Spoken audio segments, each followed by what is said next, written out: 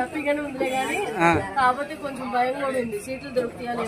First లో ఇబ్బంది పడ్డారు, తెలంగాణలో కూడా ఇబ్బంది పడ్డారు, ఎక్కడ కూడా అయిద్ది అంటారా? అవి చూసి ఇక్కడ భయం అవుతుంది. ఫ్రీ అయినందుకు హ్యాపీ, ఎందుకంటే కొంచెం నాగేజాలి దేవుళ్ళ గురించి వెళ్ళాలంటే అంత ఛార్జీలు పెట్టుకుని పోలేము ఎప్పుడు. ఫ్రీ బస్ వల్ల అది ఒకటి హ్యాపీయే కానీ కాకపోతే ఏంటంటే సీట్లు దొరకవనే భయం. అదొకటే. అంటే ఫస్ట్ 3 నెలలు ఇబ్బంది అవుతుంది అంటారా? ఫస్ట్ 3 నెలలు ఏంటి, ఇప్పుడు మన తెలంగాణ సైడ్ పెట్టి ఇంకా 2 సంవత్సరాల నుంచి. మొన్న లాస్ట్ టైం వెళ్ళినప్పుడే విజయవాడ వెళ్తేనే విజయవాడ నుంచి జగ్గేపేట రావడానికి సీట్లు లేవు. టికెట్లు మనం డబ్బులు పెట్టి కొనుక్కుంటే సీట్లు ఉండట్లేదు. విజయవాడ బస్ స్టాండ్ లోకి వచ్చిన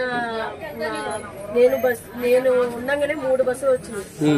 ఎక్స్ప్రెస్ బస్సులు 3 బస్సులు వెళ్ళి 3 బస్సుల్లో కూడా ఖాళీ లేదు అసలు. సీట్ మనం ఎక్కగానే ఇటు నుంచి ఎందుకు ఇప్పుడు ఇంకా ఇవన్నీ వేసుకోవడం ఇప్పుడు ఇంకా కష్టం అవుతాం, అదే భయం అవుతుంది అంటారా? డబ్బులు పెట్టుకొని టికెట్ కొనుక్కొని ఎక్కితేనే సీట్లు దొరకట్లా. ఇప్పుడు ఫ్రీ బస్సులు అంటే ఏందో పరిస్థితి, కొంచెం అది కూడా భయంగా. అంటే తెలంగాణ లాగా ఎక్కడ పడితే అక్కడ అవసరానికి లేకపోయినా ఎక్కడ పడితే అక్కడ తిరిగారంట. మరి ఆంధ్ర జనాలు తిరగలరు, మరి తిరుగుతారట?